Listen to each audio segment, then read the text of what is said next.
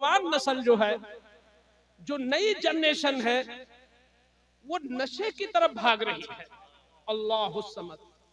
मैंने कहा अल्लाहु समद नशा, जो नशे का आदी हो गया वो बर्बाद हो गया, समझ लीजिए।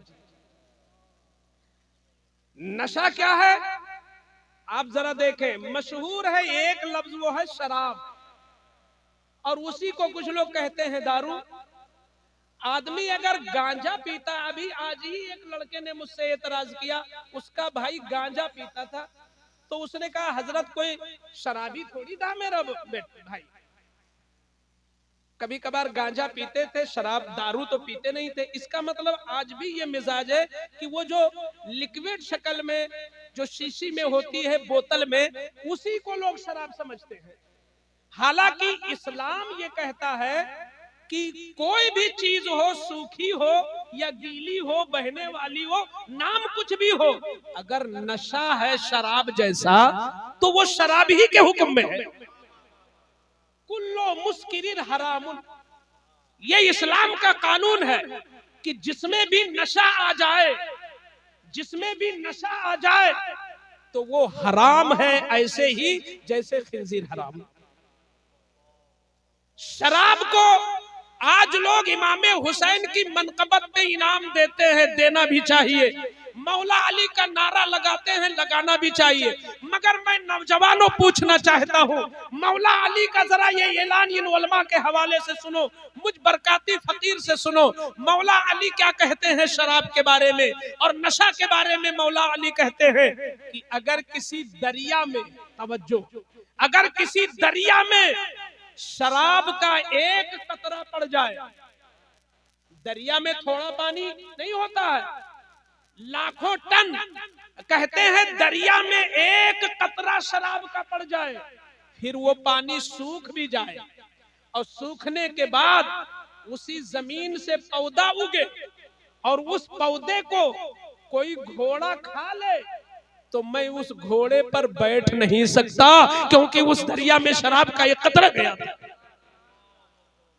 हम कैसे मुसलमान हैं, वो कैसे मुसलमान थे, उनका ईमान कैसा था, उनको अपनी ईमान की फिक्र कितनी थी कि जिस शराब को खिंजीर की तरह अल्लाह ने हराम कर दिया है, अगर वो दरिया में एक कतरे की शक्ल में चला जाए, दरिया का पानी सूख जाए और वहां घास उगे, अगर घोड़ा खा ले तो मैं उस घोड़े की पीठ पे बैठ नहीं सकता। ऐ बलिया के जवानों, क्या तुम्हारा ईमान इजाजत देता है कि उसी शराब को जो खिंजीर की तरह अल्लाह की निगाह में हराम है, तुम उसको अपने गले से उतारोगे और अपनी जबान से उतारोगे, फिर किस मुंह से कलमा पढ़ोगे और किस मुंह से अल्लाह का कुरान पढ़ोगे? तुम आज हमारा ईमान इतना कमजोर हो गया कि आपके खुश करने की बात कहें तो आप हमें इनाम देंगे, और अगर आपकी इस्लाह की बात करें तो पहले से नीचे करेंगे, भी धीरे से निकल जाएंगे। ईमान की खैर करो। सिद्दीक अकबर कहते हैं जिसका दिल महफिल में न लगे वो अपना ईमान चकप कराए। तो ये महफिल रसूल है, यहाँ दिल लगना चाहिए, और जब बात आपके खिलाफ हो तो और दिल लगना चाहिए, क्योंकि नसीहत कड़वी होती है मगर फायदा बहुत देती है, फायदा बहुत देती है। जो लोग कड़वी चीज पी लेते हैं उनको देख भाई, नीम की पत्ती बहुत कड़वी होती है मगर बहुत मुफीद है। तो नारा तकबीर, नारा रिसालत, नारा रिसालत, जश्न दस्तरबंदी, उलमाए अहले सुन्नत, उलमाए अहले सुन्नत, नारा तकबीर, नारा रिसालत। 5 मिनट में शराब की हिस्ट्री थोड़ा बताना चाहता हूं कि ये शराब ऐसा था। इस सिलसिले में इस्लाम में जो मैंने मुताला किया तो इस्लाम में शराब पहले जायज थी। ये तो इस्लाम रहमत बनकर आया ना, जिसने हर बुराई को खत्म कर दिया। तो शराब इतना पीते थे लोग कि जितना ठंडी के जमाने में चाय और गर्मी के जमाने में कोल्ड ड्रिंक लोग नहीं पीते, उससे ज्यादा अरब वाले शराब पीते थे। मेहमान पहुंचा शराब, सोने से पहले शराब, सुबह उठे शराब, हर वक्त शराब, हर वक्त शराब। शराब के इतने आदी थे कि ख्वाब में भी उन्हें शराबी नजर आती थी। इतने बड़े शराबी थे। लेकिन हुआ क्या, अब हुजूर की जरा हिकमत देखो और अल्लाह की हिकमत देखो। जब बच्चा किसी चीज का आदी हो जाए ना, तो अचानक उसकी आदत नहीं छुड़ाई जा सकती।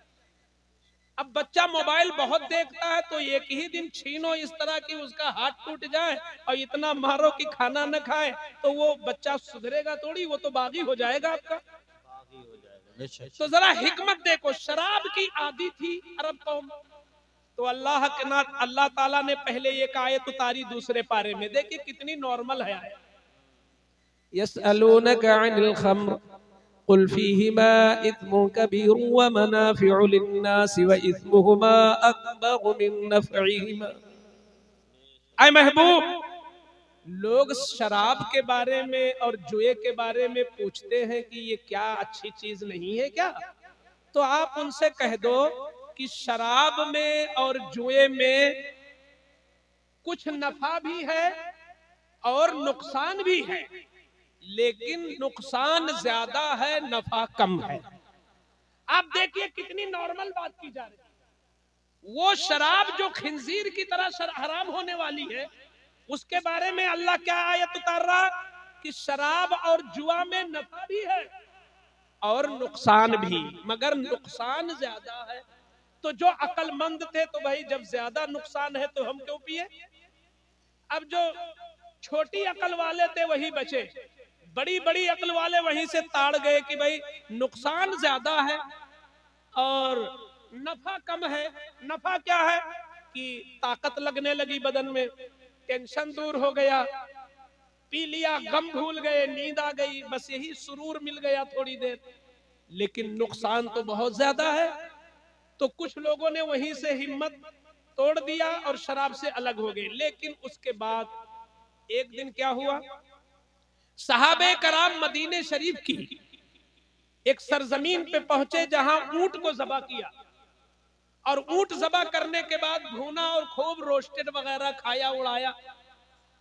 जब उसका सर बचा और सर का सब अंदर का खा लिया, जब वो हड्डी बची ऊंट की, तो वहां पर शुरू हो गई महफिल। ये नात वाली महफिल नहीं, बाप दादा के फख्र की बात है। मेरा बाप ऐसा था, मेरा दादा ऐसा था, मेरा नाना ऐसा था। बात बात में किसी ने कहा नहीं तेरा बाप ऐसा कैसे था, मेरा बाप ऐसा था, लड़ाई हो गई। अब एक ने ऊंट की हड्डी उठाई और दूसरे के चेहरे पर मारी, उसकी नाक की हड्डी टूट गई। एक वाकया ये हुजूर के पास पहुंचा। तो फिर कुछ दिन के बाद अब्दुर्रहमान इब्ने औफ के घर में सहाबा की इफ्तारी की दावत हुई। वहां पर अभी शराब हराम नहीं हुई थी, सिर्फ इतना बताया गया था कि नुकसान ज्यादा है, बस अब आपकी मर्जी। तो जिसने नमाज पढ़ाई उसने भी शराब पिया था। अब जैसे नियत बांधा, अल्हम्दु के बाद जैसे शुरू किया कुलिया अय्युहल काफिरून, तो इस तरह पढ़ा कुलिया अय्युहल काफिरून। अब यहाँ पे ला है, ला अअबुदु मा तअबुदून, तो इसका मतलब यह है कि ऐ महबूब आप इन काफिरों से कहो कि ऐ काफिरों, जिसको तुम पूजते हो हम मुसलमान उसको नहीं पूजते हैं। तुम दरिया को पूजते हो लेकिन हम मुसलमान दरिया जारी करने वाले खुदा को पूजते हैं।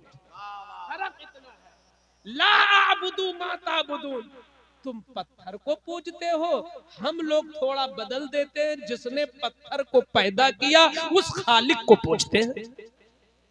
ला अअबुदु मा तअबुदून, हम नहीं वो पूजते हैं जो तुम पूजते हो। लेकिन शराब का नशा था उनके दिमाग में, तो उन्होंने ला छोड़ दिया। अल्लाह ला जब छोड़ दोगे यहां पर तो इतना गलत माना होगा, इतना गलत होगा, इतना गलत होगा कि मुसलमान होगा तो काफिर हो जाएगा। अगर ला छोड़ दिया, क्योंकि अब जस्ट माना बदल गया कि जो तुम पूजते हो माजल्ला वही हम भी पूजते हैं, अब ये माना हो। तो जब एक साहब ने पढ़ दिया, उन्हीं का घर था, उन्हीं के घर में इफ्तारी, उन्हीं के घर में दावत, तो हुजूर को खबर पहुंची अल्लाह के रसूल फला ने आज ला छोड़ दिया।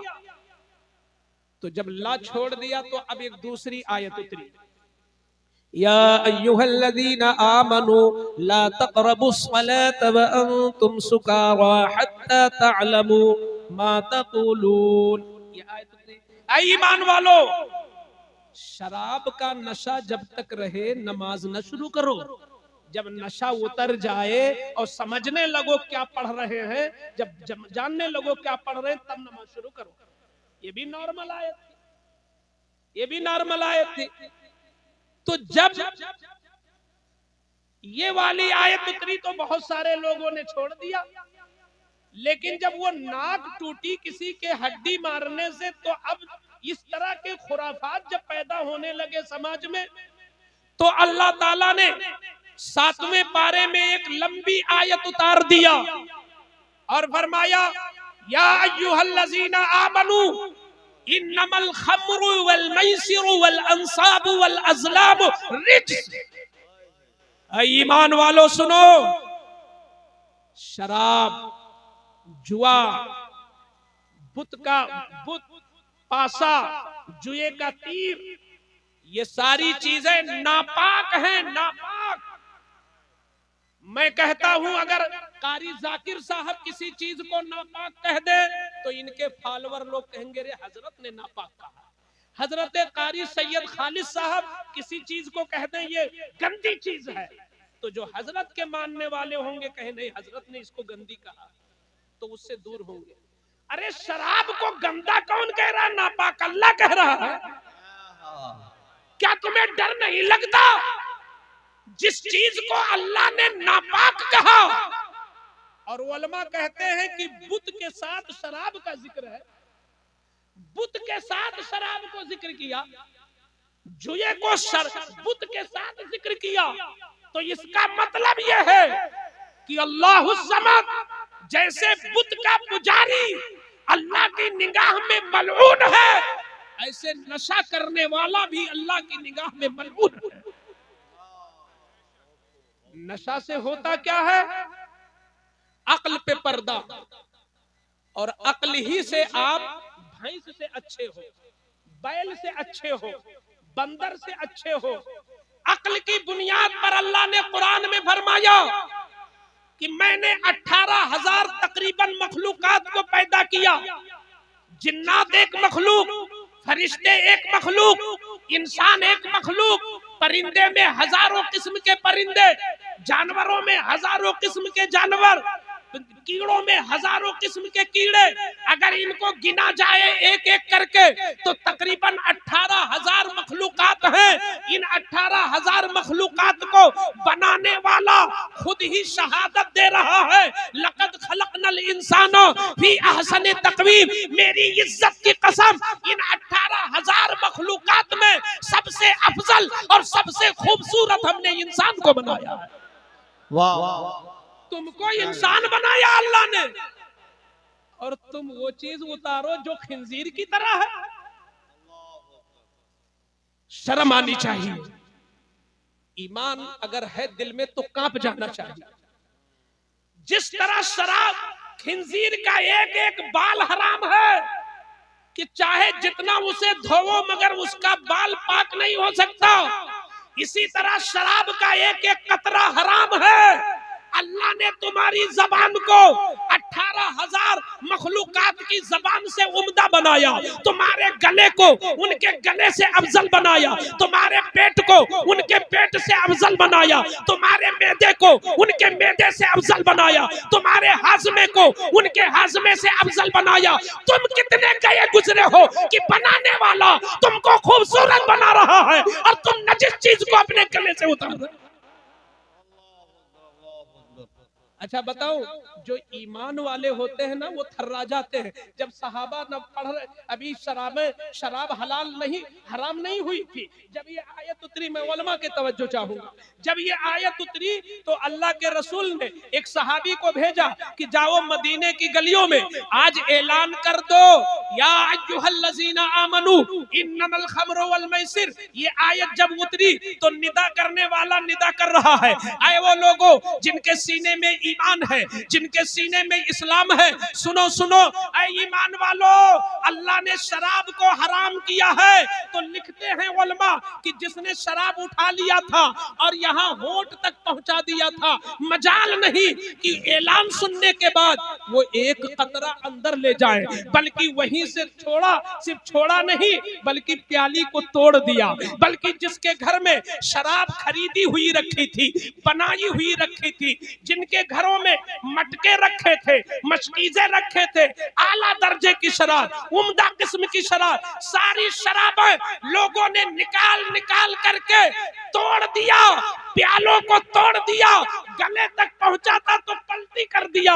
हुजूर का ऐलान सुनने के बाद सहाबी ने एक कतरा उसके बाद मरते दम तक अपने पेट में नहीं ले गए। तो जिनको ईमान की फिक्र थी वो ये कतरा नहीं ले गए। तुम कैसे हो, अच्छी अच्छी तकरीरें सुनते हो और फिर भी जाकर के शराब पीते हो। हमारी आपकी जिम्मेदारी है, अगर किसी मोहल्ले में एक शराबी है ना तो गुर्दा सिर्फ उसी का खराब नहीं होगा, वो जो सांसें लेता है जिस घर में, उस सांस से जितने लोग मुतासिर होते हैं नुकसान उनका भी होता है। कई कई लाख रिपोर्ट के मुताबिक, किताब मेरे पास मौजूद है साथ में, कई कई लाख लोग एक साल में सिर्फ शराब पीने की वजह से मौत के घाट उतरते हैं। शराब की वजह से शराब अकल को खराब कर देती है, गुर्दा खराब कर देती है, हार्ट खराब कर देती है, कलेजी, पित्त, लीवर, ये जितनी क्रीम क्रीम चीजें हैं सब डैमेज कर देती है शराब। अल्लाह समझ, फिर भी शराब। हमारे आपके खानदान के जो नई उम्र के लड़के हैं ना, ये गुजरात, बंबई, सूरत और कहां कहां कमाने जाते हैं। उलमा की जिम्मेदारी है और उनके गार्जियन की जिम्मेदारी है कि ऐसे बच्चों पे नजर रखें, कहीं ऐसा तो नहीं कि ये लत उन पे लग गई हो। लोग पीते हैं, कभी बियर के नाम पे, कभी गांजा के नाम पे, कभी किसी नाम पर, किसी नाम पर। शराब जो पीता है तो इसको हुजूर ने कहा है कि ये उम्मुल खबाइस है। उम्मुल खबाइस का मतलब गुनाह अलग है और गुनाह की जड़ होना अलग बात है। शराब गुनाह की जड़ है। एक हदीस सिर्फ सुनाऊंगा फिर मैं दूसरी तरफ आ रहा हूं। शराब गुनाह की जड़ कैसे है? तो हुजूर सल्लल्लाहु अलैहि वसल्लम,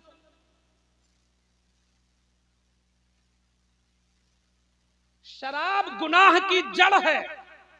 हजरत उस्मान गनी इस हदीस के रावी हैं। उस्मान गनी कहते हैं कि मैंने खुद सुना, मेरे आका ने फरमाया कि पिछले जमाने में एक शख्स था जो बहुत परहेजगार था। इतना परहेजगार था कि उसने मोहल्ले से अपना घर हटा लिया और जाकर के जंगल में बना लिया, ताकि कोई उसकी इबादत में खलल न डाले, ताकि कोई उसका वक्त खराब न करे, ताकि कोई बुरी बात उससे न कर सके, चुगली और वगैरह से वो बच सके।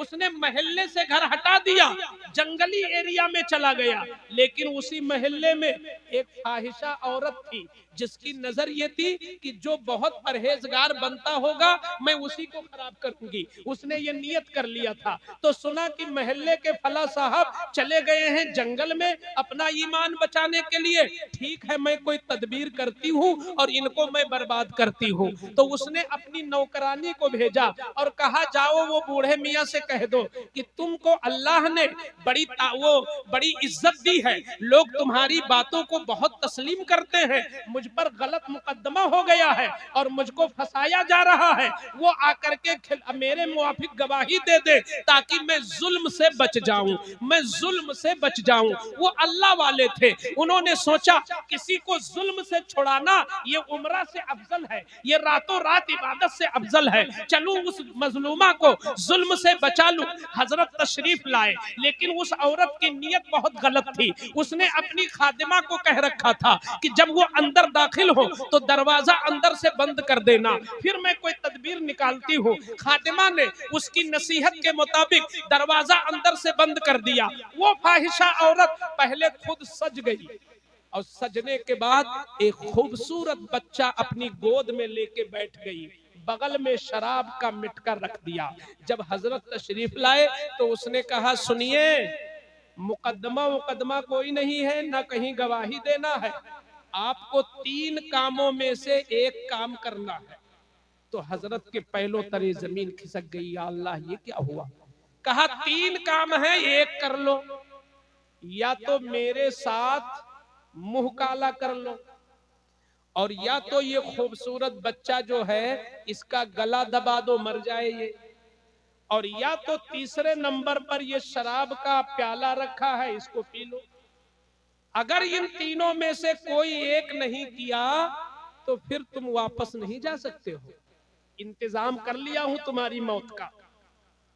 अब चूंकि उलमा है, मैं बता दूं ये कानून, इस्लाम का कानून यह है कि 2 मुसीबतों में जब बंदा घिर जाए कि ये या ये 2 में से एक करना ही पड़ेगा, तो जो छोटी मुसीबत हो उसको कबूल कर लेना चाहिए, क्योंकि जान बचाना फर्ज है।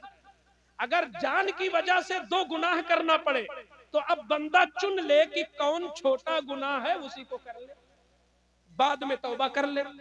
तो हजरत ने वही कानून लागू किया कि यहाँ 3 गुनाह हैं, जिना करना, बच्चे को कत्ल करना और शराब पीना।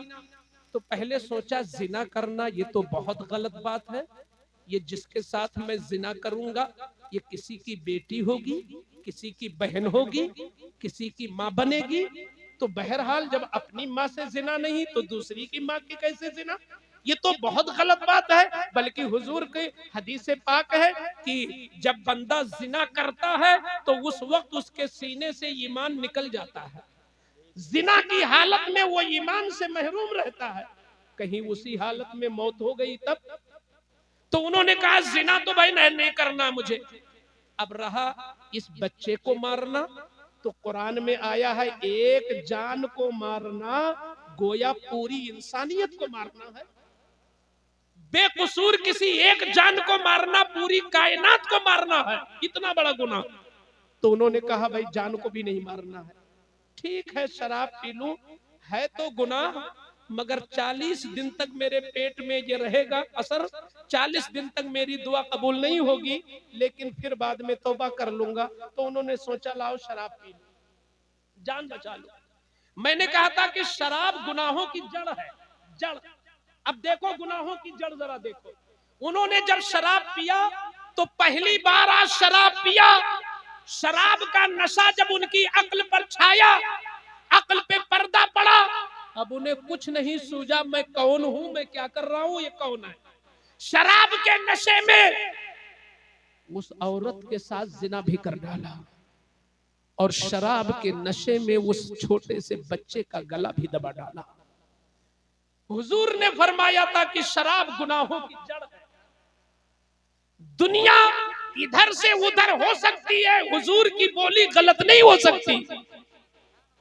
गुनाह की जड़ है, जो बंदा शराबी होगा, ये बरकाती फकीर सरकारे अहसनुल उलमा का खादिम, मैं पूरे वसूख के साथ कहता हूँ, जो लड़के आज के समाज में, आज के मुआशरे में जो शराबी हैं, वो ना बाप की इज्जत करते हैं, ना अपनी माँ की इज्जत करते हैं, और अगर शादी हो गई तो अपनी बीवी का हक भी नहीं अदा करते। अगर औलाद वाले हैं तो उनकी औलादें भी बेकार हो।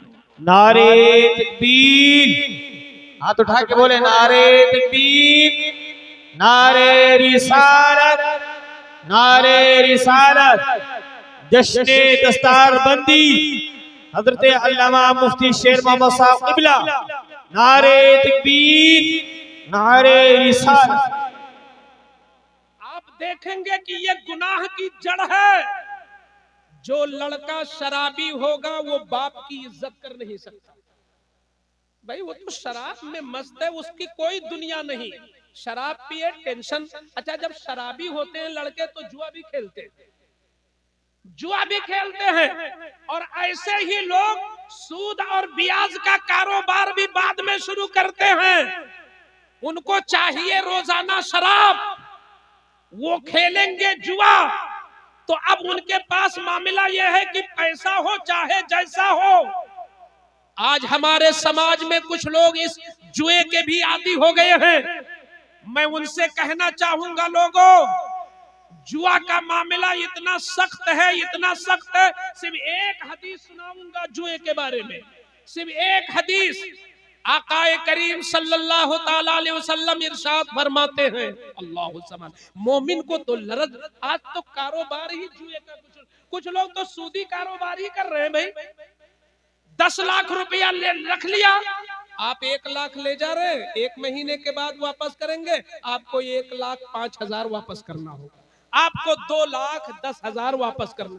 तो 2 लाख तो ले लिया, ये 10,000 कैसा? ये सूद है, ये सूद है। सूद का कारोबार करने वाला रसूलुल्लाह फरमाते हैं कि जैसे कोई बंदा मक्का जाकर काबा शरीफ के पास अपनी मां के साथ जिना करे, उससे भी बदतर है सूद की कमाई खाना।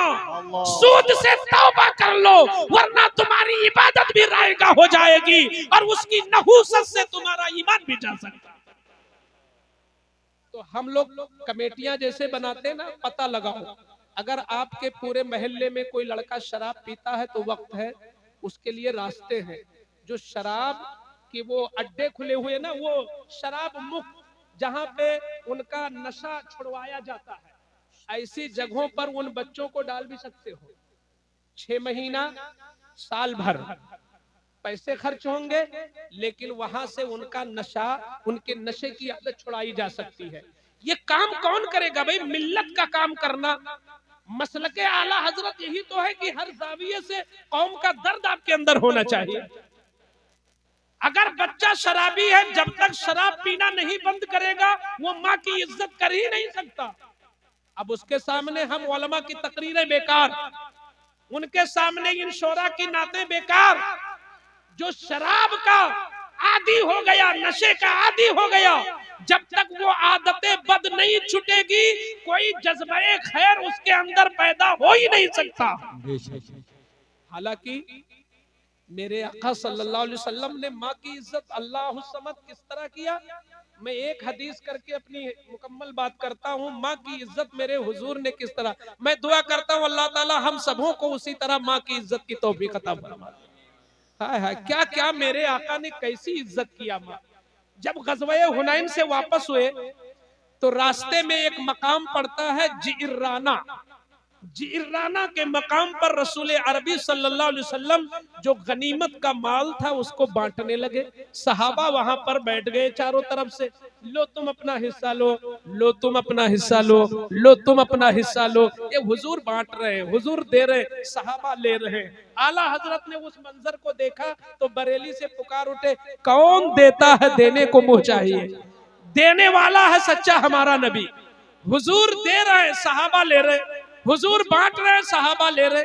इतने में मैं हदीस पढ़ता हूँ, जरा देखें हदीस के अल्फाज सुन ले ताकि आपके कानों से अल्फाज रसूल टकरा जाए।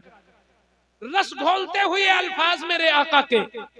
कहते सहाबी कहते, रअयतुन नबिय्य सल्लल्लाहु अलैहि वसल्लम युक़स्सिमु लहमन बिल जिइर्राना इज़ अक़बलत इम्रअतुन इला नबिय्य सल्लल्लाहु अलैहि वसल्लम फ़क़ाम अन्नबी सल्लल्लाहु अलैहि वसल्लम फ़बसत लहा रिदाअ फ़जलसत इलैहि क़ालू मन हिया क़ाल हिया उम्मी लती अर्ज़अतनी। कहो सब लोग सुभान अल्लाह। नबी की हदीस में सब लोग कहे सुभान अल्लाह। सहाबी कहते हैं मेरी आंखों ने देखा कि हुजूर जब माले गनीमत बांट रहे थे तो एक औरत आ गई, एक बूढ़ी औरत आ गई। जैसे ही मेरे आका की निगाह पड़ी तो मेरे आका उस औरत को देखकर खड़े हो गए। उस औरत को देखकर खड़े हो। अच्छा, जिस बूढ़ी के लिए हुजूर खड़े हो गए, जिस बूढ़ी के लिए हुजूर खड़े हो गए, तो समझो सारी कायनात खड़ी हो गई। 1,24,000 नबी सब खड़े हो गए गोया। जिसके लिए अक्सा का इमाम खड़ा हो जाए तो अक्सा के मुक्तदी भी खड़े हो गए ना, सारे लोग खड़े हो गए, सब खड़े हो गए। जब वो औरत आ गई तो मेरे आका ने अपनी चादर ऐसे उतारी और चादर उतारने के बाद वहीं पर बिछा दिया और कहा कि आप बैठे मैं खड़ा हूं, आप बैठे मैं खड़ा हूं। वो बैठ गई, हुजूर खड़े रहे। जब थोड़ी देर बैठी रही वो अपने फिर जाने लगी। जब वो चली गई तब हुजूर बैठे। अब एक सहाबी ने हिम्मत करके पूछा, या रसूल अल्लाह मन हिया, ये औरत कौन थी जिनके लिए आप जैसा पैगंबर खड़ा हो गया? या रसूल अल्लाह आपकी शान हम लोग जानते हैं, आपके लिए तो चांद भी 2 हिस्सों में बंटता है, सूरज भी पलटता है। या रसूल अल्लाह आप किसके लिए खड़े हो गए, ये कौन थी? तो आका ने फरमाया, अरे इनको नहीं पहचानते, इनको नहीं पहचानते, हिया उम्मिल्लती अर्ज़अतनी, ये मेरी वो माँ है जिन्होंने मुझे दूध पिलाया था। वाह वाह वाह। यानी कौन है? दाई हलीमा।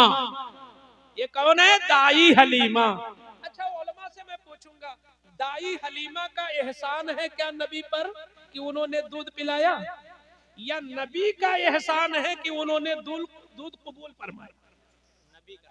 मेरे नबी का एहसान है कि दूध कबूल फरमाया।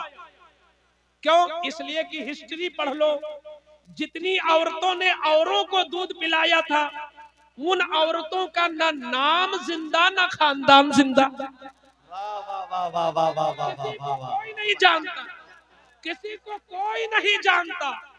या रसूल अल्लाह तुम कैसे जिंदा हो कि तुमने जिसका पिस्तान छू लिया, जिसका दूध कबूल कर लिया, आज मिंबरों पर उस हलीमा का नाम जिंदा है, शोरा के लबों पर हलीमा का नाम जिंदा है, खतीबों की जबान पर शोरा का नाम जिंदा है। तुम कैसे जिंदा हो? तुम ऐसे जिंदा हो कि जिसका दूध पी लिया, कयामत तक वो हलीमा जबानों पे जिंदा हो गई, किताबों में जिंदा हो गई, हिस्ट्री में जिंदा हो गई, तारीख में जिंदा। तो मैं तो कहता हूं ये हलीमा का एहसान नहीं, मेरे नबी का एहसान है कि दूध कबूल कर लिया। लेकिन उसके बावजूद, ऐ पलिया के जवानों, अगर कभी अपनी माँ को आंख दिखाया हो तो आज ही माफी मांग लो। अभी कभी तुम उल्टा बोले हो अपने बाप से तो आज ही तौबा कर लो।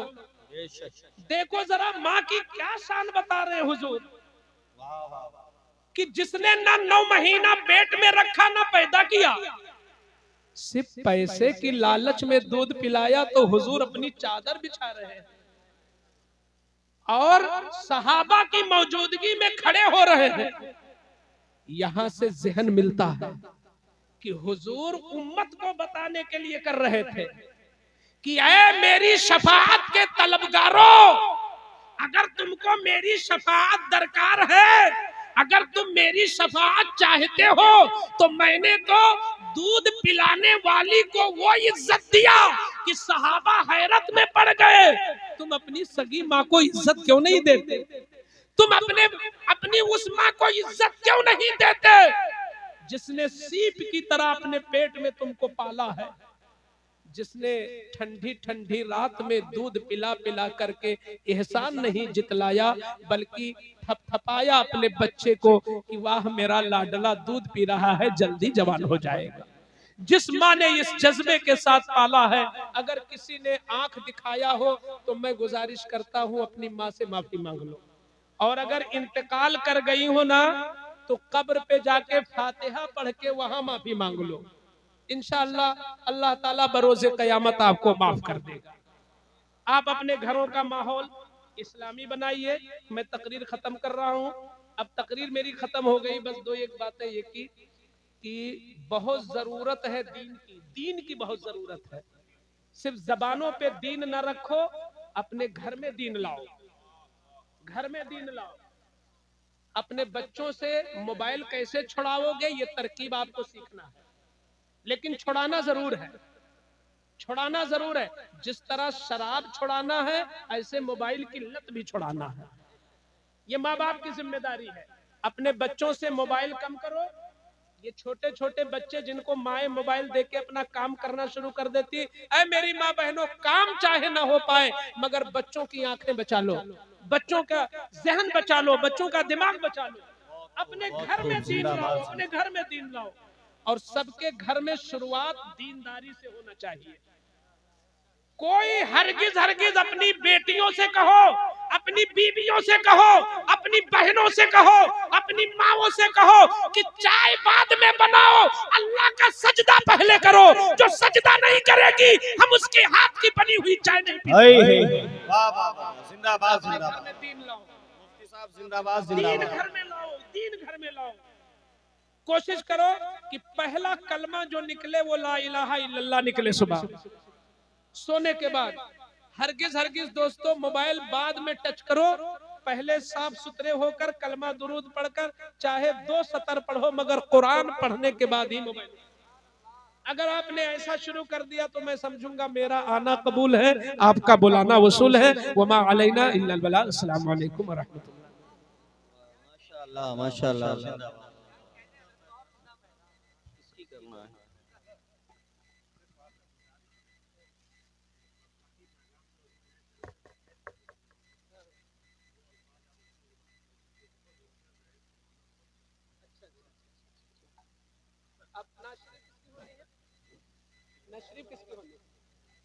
अच्छा, नाज शरीफ होने जा रही है। उस नाज शरीफ से पहले मैं मारहरा मुतहरा खानकाहे बरकातिया से एक पैगाम बहुत